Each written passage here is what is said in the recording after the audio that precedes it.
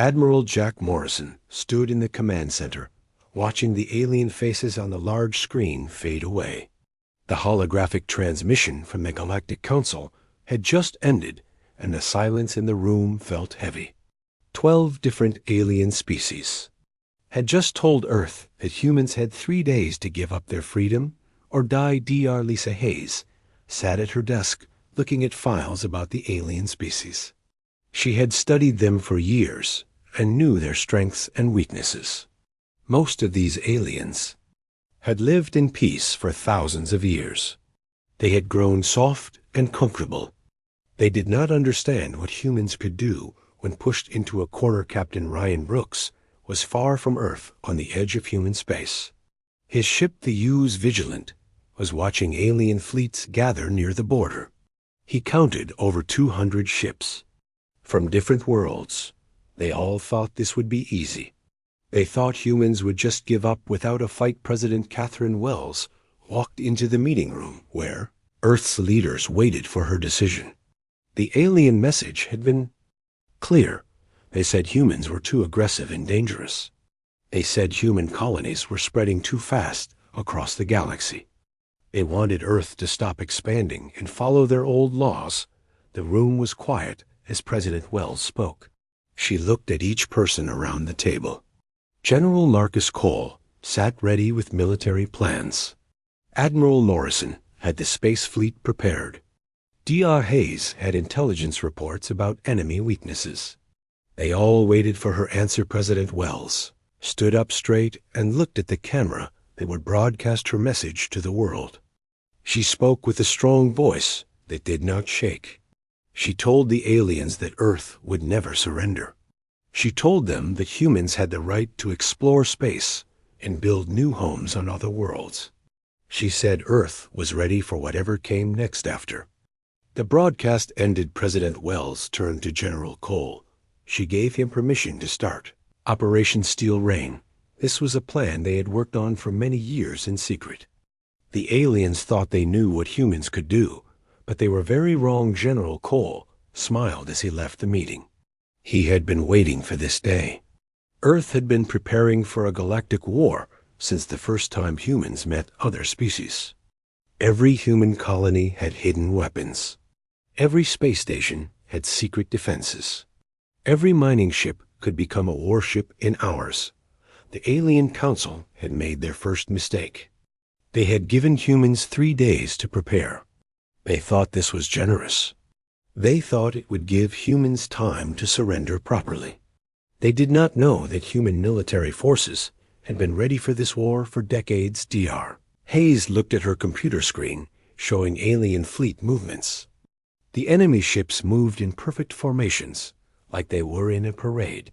They followed ancient battle plans that had not changed in centuries. Human commanders had studied these patterns and knew exactly how to break them. Captain Brooks sent a message back to Earth from his position near enemy lines. The alien commanders were talking to each other on open channels. They were not even trying to hide their plans. They talked about dividing up human colonies after the war. They argued about which species would get which planets. Admiral Morrison walked through the halls of the Space Command Center.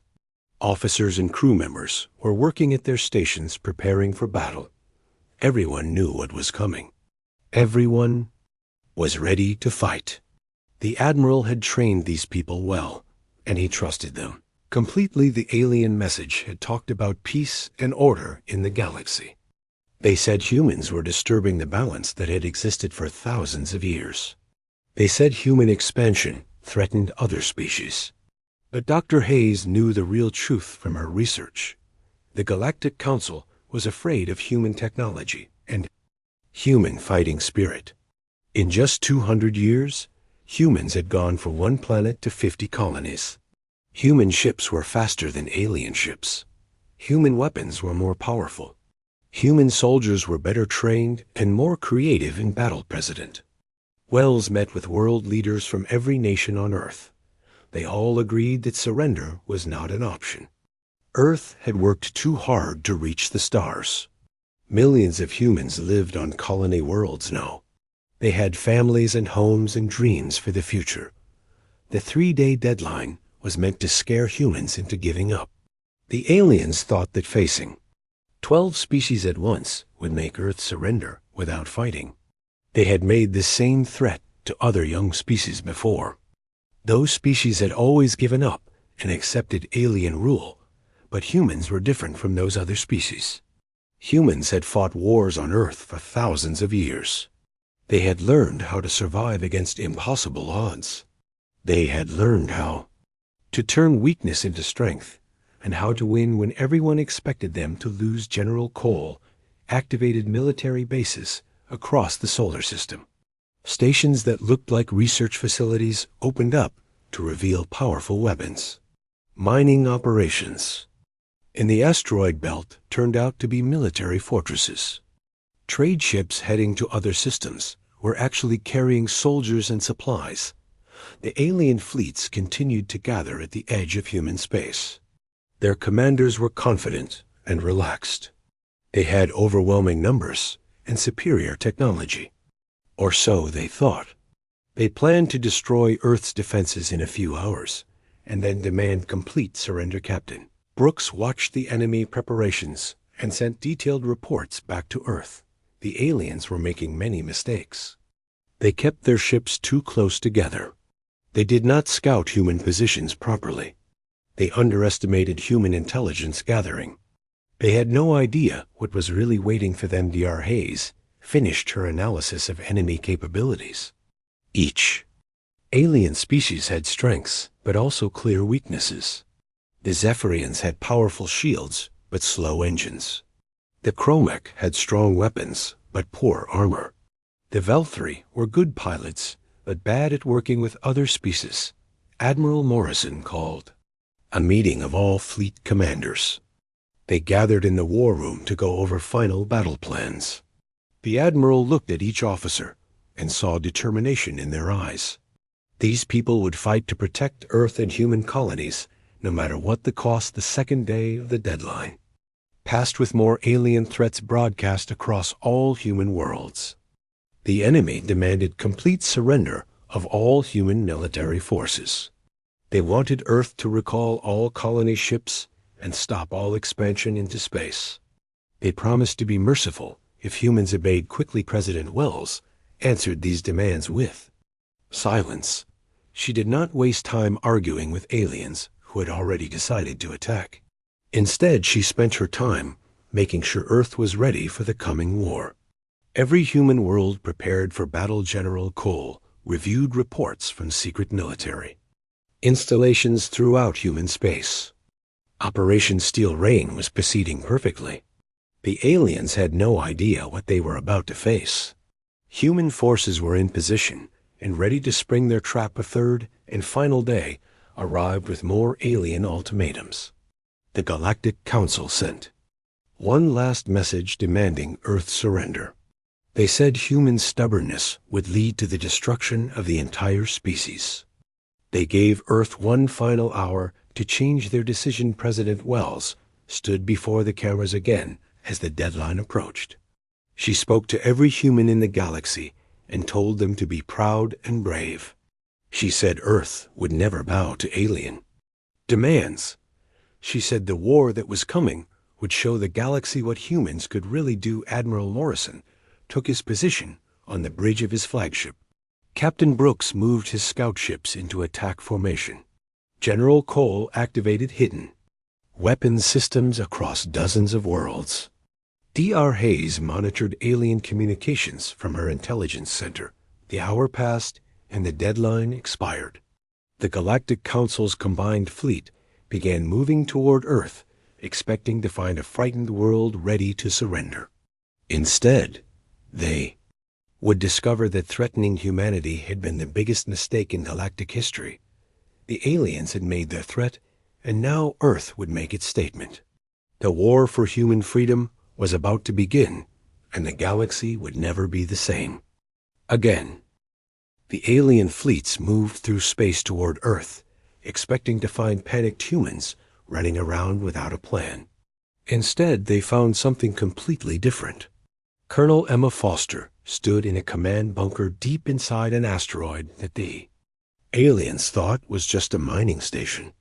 She watched her screens as human forces across the solar system came online. The asteroid belt had been humanity's greatest deception.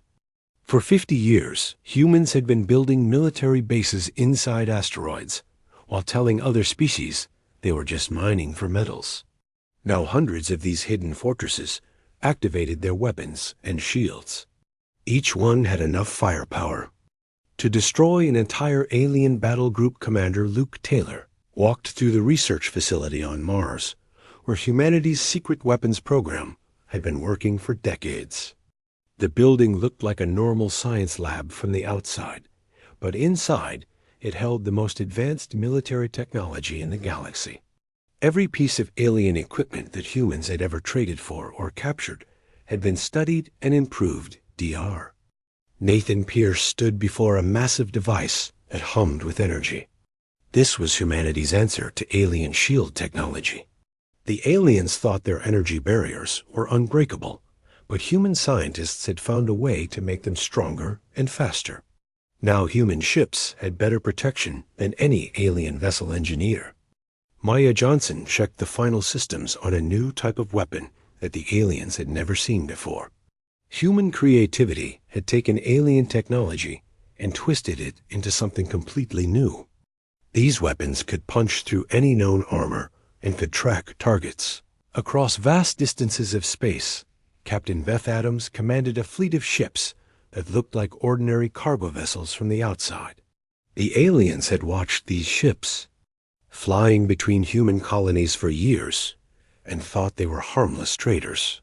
In reality, each ship was a heavily armed warship disguised to look innocent. The human deception had been perfect for decades.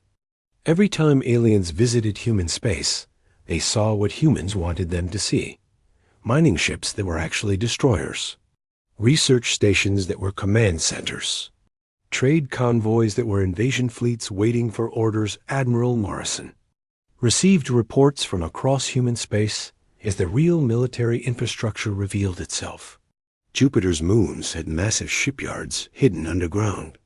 Saturn's rings contained thousands of automated weapons platforms. Even Earth's moon had been hollowed out and turned into a fortress. The aliens had always wondered how humans could expand so quickly with such a small fleet. They thought humans were just lucky or reckless. They never imagined that every human civilian ship could transform into a military vessel when needed. Every colony had weapons hidden beneath the surface. Colonel Foster activated the communication systems that connected all human forces. This network had been built in complete secrecy using quantum entanglement technology that aliens could not detect or intercept. Now every human commander could coordinate their actions perfectly. Commander Taylor released the first batch of human fighters from their hidden bases. These ships used new engine designs that made them faster and more maneuverable than anything in the alien fleets. The enemy would not be able to catch them or predict their movements. Alien advance scouts finally detected some of the human preparations and sent urgent messages back to their main fleet. Their reports caused confusion and disbelief among the alien commanders. The humans had far more ships and weapons than intelligence reports had suggested. Dr. Pierce monitored the alien communications and smiled as he heard their growing panic.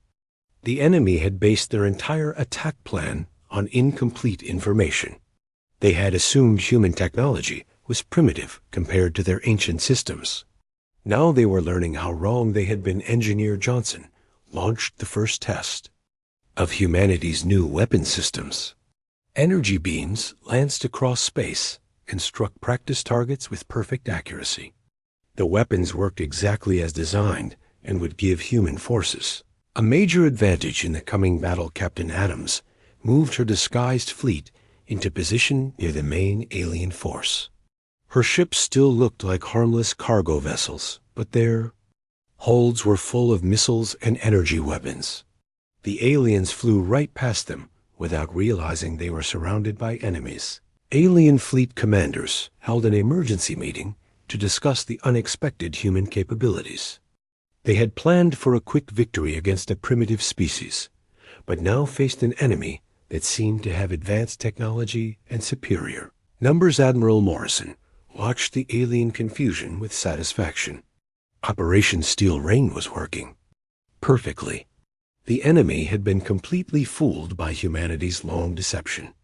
They had no idea what they were really facing, and no time to develop new strategies. Human colonies that the aliens planned to conquer were revealing their own surprises. What looked like peaceful farming communities turned out to have underground bunkers and hidden missile silos.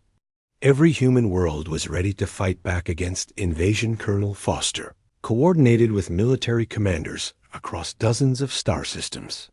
The quantum communication network allowed instant coordination across vast distances.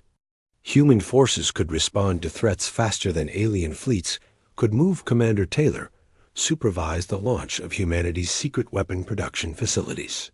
These automated factories had been disguised as civilian manufacturing plants, but could produce military equipment faster than alien shipyards. The human war machine was just getting started. The aliens sent more scout ships to gather intelligence about human capabilities, but many of these vessels simply disappeared. Human stealth technology allowed ships to become invisible to alien sensors. The enemy was fighting blind, while humans could see everything. Dr. Pierce activated the final phase of the shield enhancement program. Human ships and stations suddenly became much harder to damage, while their own weapons became more accurate and powerful. The technological balance had shifted completely in humanity's favor. Engineer Johnson received reports that her new weapons were performing beyond expectations in field tests. The alien armor and shields that had seemed so impressive were no match for human innovation and creativity. Captain Adams opened communications with other disguised fleets throughout the galaxy. Hundreds of fake cargo ships revealed themselves as warships ready for battle. The aliens found themselves outnumbered in their own territory. The alien fleet that had seemed so overwhelming just hours before now looked small and outdated compared to the human forces emerging from hiding. Ancient alien technology that had not improved in centuries faced human systems that improved every day. Admiral Morrison gave the order to begin the next phase of Operation Steel Rain. Human forces across the galaxy received their orders simultaneously through the quantum network. The real war was about to begin, and humanity held all the advantages. The aliens had expected to face a desperate defense by primitive humans using inferior technology. Instead, they found themselves confronting a technologically superior enemy that had been preparing for this exact situation for decades. Colonel Foster watched her screens as the first human battle groups moved to engage alien forces. The enemy still had no idea how outmatched they were, but they were about to learn. The Galactic Council had made their threat expecting an easy victory. Now they would discover that Earth had been preparing its own statement for a very long time. The galaxy was about to see what humans could really do when they stopped pretending to be weak. The Galactic Council's combined fleet arrived at Earth expecting to find a cowering world ready to surrender. Admiral Craig Stevens watched from his command ship as hundreds of alien vessels dropped out of hyperspace in perfect formation. They moved slowly and confidently, like they were participating in a victory parade.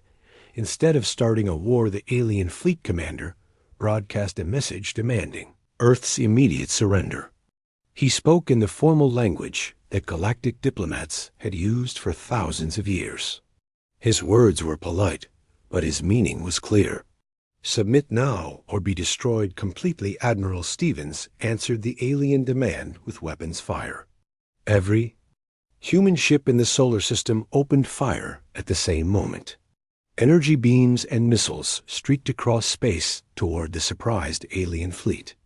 The enemy had expected negotiations, but got war instead. Commander Amy Parker led the first wave of human fighter craft toward the alien formation.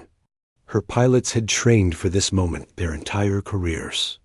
They flew their ships in patterns that no alien pilot had ever seen before. Human fighters twisted and rolled through space using maneuvers that seemed impossible. The alien fighters tried to respond, but they were flying in formations that had not changed in centuries. Their movements were predictable and slow. Commander Parker's pilots tore through the enemy formations like wolves attacking sheep. Lieutenant Tony Mitchell found himself facing 3 alien ships at once. The enemy pilots flew their vessels like they were following a manual. They made the same turns and used the same attack patterns that their species had used for generations. Mitchell adapted his tactics in real time and destroyed all 3 ships in minutes. The alien fleet tried to reform their battle lines, but human forces were everywhere. Ships that had looked like cargo vessels revealed powerful weapons. Asteroids that seemed empty opened up with missile batteries. The aliens realized they had flown into a carefully prepared trap. Captain Derek Walsh activated the hidden weapons platforms scattered throughout the asteroid belt. Thousands of automated guns and missile launchers came online simultaneously. The space between Mars and Jupiter became a killing field that no alien ship could cross safely. The enemy fleet commander sent desperate messages to his subordinates, trying to coordinate a response to the human attack. But his communications were being jammed by human electronic warfare systems. His ships could not work together effectively. Major Kelly Brown coordinated Earth's planetary defense systems from a bunker deep underground. Massive energy cannons rose from hidden positions across the planet's surface. These weapons had enough power to destroy capital ships in a single shot. The alien advance force tried to reach Earth's surface, but they found the planet surrounded by defensive satellites and orbital stations. Every approach route was covered by overlapping fields of fire. The enemy ships were destroyed before they could land. A single soldier, Admiral Stevens, watched the battle unfold on his tactical display. The alien fleet was being torn apart by human forces they had never detected. Their perfect formations were breaking down into chaos as ship after ship exploded or fled the battle. The aliens had brought their most powerful warships, but they were designed for the formal battles that had been fought in the galaxy for millennia. Human weapons and tactics were completely outside their experience.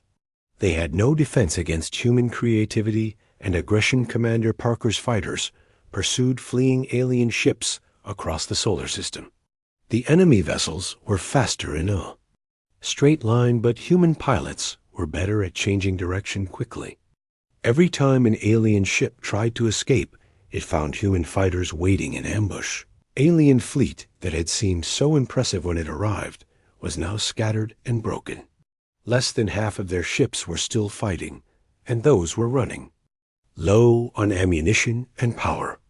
The humans had prepared for a long battle, but the aliens had expected a quick victory. Lieutenant Mitchell reported that his squadron had cleared all alien forces from the space around Mars. The hidden military bases on the Red Planet were now free to launch their own attacks. More human ships joined the battle every minute. Captain Walsh's asteroid fortresses had destroyed entire squadrons of alien ships without taking significant damage.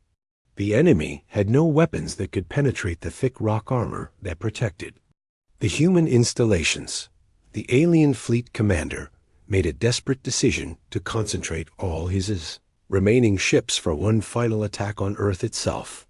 He hoped that threatening the human homeworld would force the defenders to make mistakes. Major Brown detected the alien movement and alerted all human forces. The planetary defense grid powered up to maximum strength. Hidden missile silos across Earth's surface prepared to fire. The alien attack would face the strongest defenses humanity had ever built. Admiral Stevens moved his fleet to intercept the alien assault before it could reach Earth. Human ships formed a protective wall between the enemy and the planet.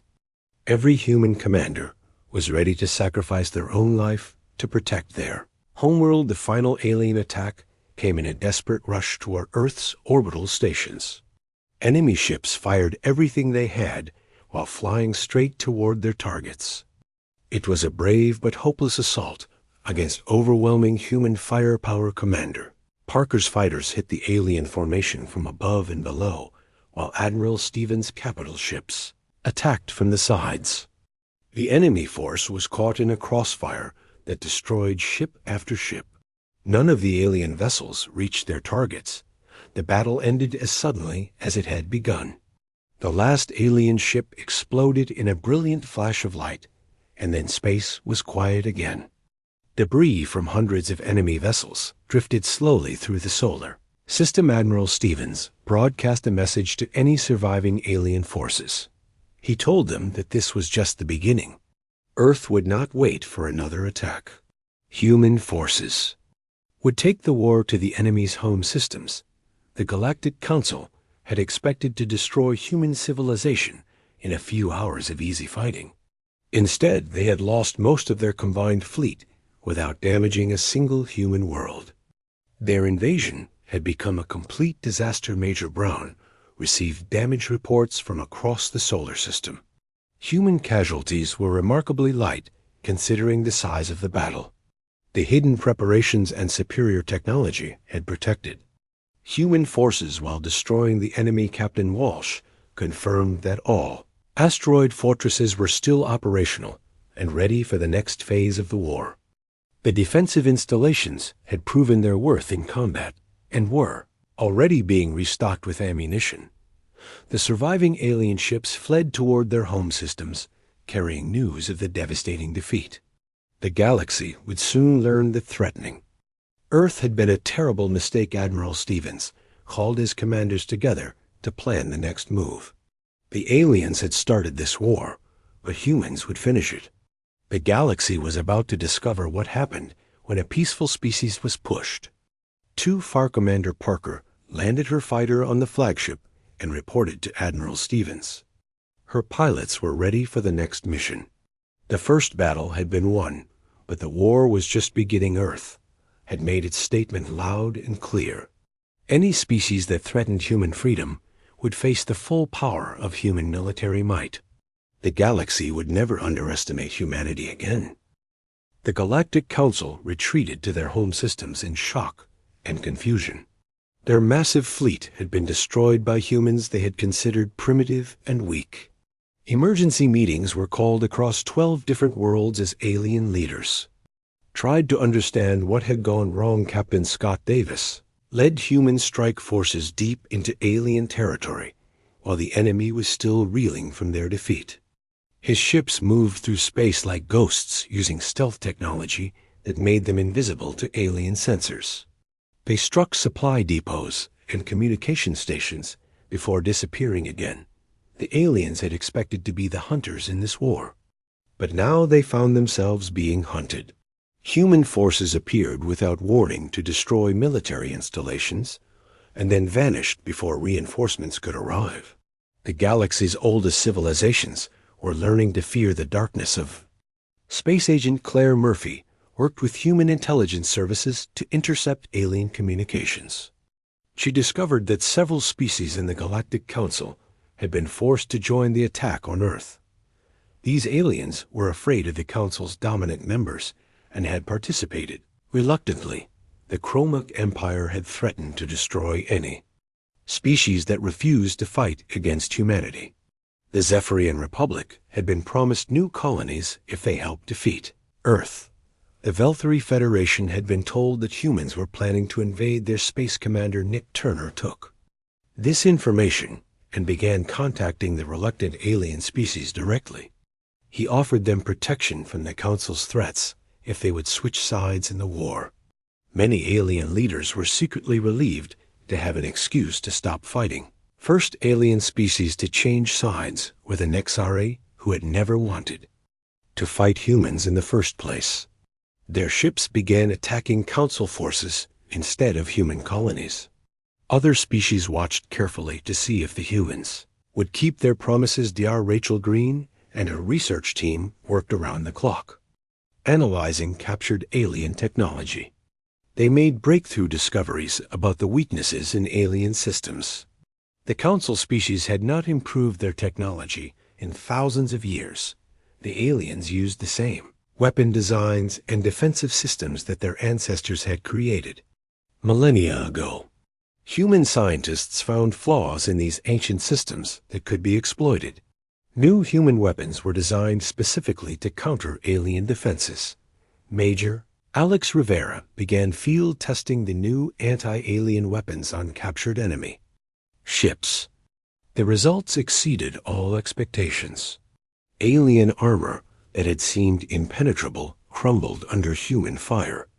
Enemy shields collapsed instantly when hit by the new energy beams. The Galactic Council realized that their first attack had failed completely and began preparing for a much larger assault. They called for reinforcements from every species in their alliance. Massive fleets began gathering at staging areas throughout the galaxy. Captain Davis intercepted communications about the alien buildup and reported back to Earth. The enemy was planning to throw everything they had at human space. This would be the final battle that decided the fate of both sides. Admiral Morrison coordinated human responses to the alien preparations. More hidden military installations activated across human space. Reserve fleets emerged from secret bases where they had been waiting for decades. Human war machine was just getting started. Automated factories began producing ships and weapons at incredible speed. Every human colony contributed resources and personnel to the military effort. Commander Turner successfully convinced 3 more alien species to abandon the Galactic Council. The Thyler Confederation officially declared neutrality while secretly providing intelligence to human forces. The enemy alliance was falling apart. Council's dominant species realized they were losing allies and began making threats against anyone who considered changing sides. This only made more aliens want to join the human cause. Fear was turning into rebellion across the galaxy. Dear Green made another important discovery about alien psychology and culture. The council species had become so used to peace that they could not adapt to real warfare. They kept trying to fight by rules and traditions that humans ignored completely. Human forces used tactics that aliens considered dishonorable or impossible. Surprise attacks, deception, and rapid movement confused enemy commanders who expected formal battles with predictable outcomes. Major Rivera deployed the new weapons to human fleets throughout the galaxy. Ships that had been evenly matched with alien vessels now had overwhelming firepower advantages. The technological balance had shifted decisively in humanity's favor. Second wave of alien attacks began with coordinated assaults on multiple human colonies. But the defenders were ready with improved weapons and better tactics. Every alien assault was defeated with heavy enemy losses. Captain Davis expanded his deep strike operations to target the Alien Council's leadership directly. Human commandos infiltrated enemy government facilities and military headquarters. The aliens found that nowhere was safe from human reach. Psychological impact of the human raids was devastating to alien morale. Species that had ruled the galaxy for thousands of years were now afraid to leave their home systems. The Hunters had definitely become the hunted. Agent Murphy's intelligence network provided detailed information about internal conflicts within the Galactic Council. Several species were secretly negotiating with humans while publicly supporting the war effort. Commander Turner used this information to drive wedges between alien allies. He leaked evidence of secret deals and broken promises that turned Council members against each other. The enemy alliance was destroying itself from within. The alien fleets that had seemed so powerful were now scattered and demoralized. Human forces had proven superior in every type of combat. The Council's member species began questioning why they had ever thought humans were weak. Dr. Green's research revealed that the Galactic Council had been stagnant for so long that they had forgotten how to innovate. Human technology improved every day, while alien systems remained frozen in the distant past. Major Rivera reported that human weapons were now so advanced that they could destroy any known alien ship with a single shot. The enemy had no defense against the rapid pace of human technological development. War that the aliens had started as a simple police action had become an existential threat to their entire civilization. They had awakened something they did not understand and could not control. Admiral Morrison prepared for the final phase of the conflict. Human forces were ready to take the war directly to the Council's home systems. The galaxy would learn once. And for all that threatening Earth had been a fatal mistake. The aliens had made their threat, expecting easy victory, but instead had created their own destruction. Earth's statement would be written across the stars in the wreckage of alien fleet's captain. Davis received orders for the deepest strike mission yet attempted. Human forces would attack the very heart of the Galactic Council, while their fleets were scattered across the galaxy. Stage was set for the final confrontation that would reshape the balance of power throughout the galaxy forever. Admiral Morrison stood on the bridge of his flagship as the massive human fleet dropped out of hyperspace directly above the Galactic Council's home world. This was not a defensive battle or a raid on supply lines. This was humanity bringing the war to the very heart of alien power. The planet below had been the center of galactic government for over 10,000 years. No enemy force had ever penetrated this deep into Council space. The orbital defenses and fleet bases around the world represented the strongest military concentration in the galaxy. Admiral Morrison opened a communication channel that broadcast on every frequency used by galactic civilization. His message was simple and direct. Any species that had threatened Earth or human colonies would now face the consequences of their actions. Alien defenses activated as soon as they detected the human fleet. Massive space stations powered up their weapons, while defensive satellites moved into attack positions. The Council had prepared for this moment, but they were not ready for what humanity brought. Captain Greg Foster commanded the first attack wave that struck 3 different alien military targets simultaneously. His forces had traveled through hyperspace to reach enemy systems light years apart. The precision and coordination of the strikes shocked the galaxy. Each attack hit exactly at the same moment, despite the vast distances involved. Human forces destroyed alien military bases while avoiding civilian areas completely. The message was clear that humanity could strike anywhere with perfect accuracy. Alien commanders tried to coordinate their response, but found their communication networks jammed by human electronic warfare systems. Ships that had worked together for centuries could no longer contact each other. Admiral Morrison's fleet began the assault on the Council's home world defenses. Human weapons tore through alien shields and armor like they were made of paper. The advanced technology that Dr. Green's team had developed proved devastating in combat. The orbital battle stations that had protected the galactic capital for millennia were destroyed in minutes. Human ships moved through the defensive grid, destroying everything in their path. No alien weapon could penetrate the improved human shields. Captain Foster's simultaneous attacks across the galaxy continued with clockwork precision. Human forces struck military targets on dozens of alien worlds, while the enemy leadership watched in helpless horror from their command centers. Psychological impact of the coordinated strikes was exactly what Admiral Morrison had planned. The aliens realized that humanity could reach any target in the galaxy whenever they chose. No alien world was safe from human retaliation. Commander Julie Ross led the assault on the Council's military command center. Her Marines landed on the space station while the battle still raged around them. They fought through corridors filled with alien defenders who had never faced human soldiers before. The aliens had trained for formal battles with rules and traditions. But human soldiers fought with desperate creativity. Every room became a battlefield where human ingenuity overcame alien numbers and technology. Dr. Green monitored the battle from her research station and watched as her improved weapons performed perfectly in combat. The alien technology that had seemed so advanced was helpless against human innovation.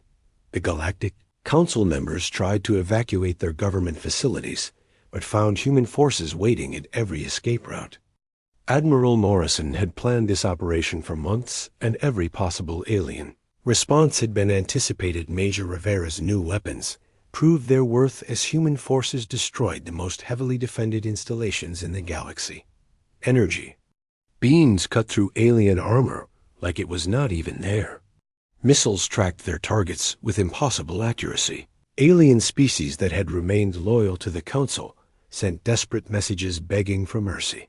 They promised to withdraw from human space and never threaten Earth again. But Admiral Morrison had not come this far to accept half measures. Captain Foster reported that his forces had successfully destroyed military targets across 47 different star systems.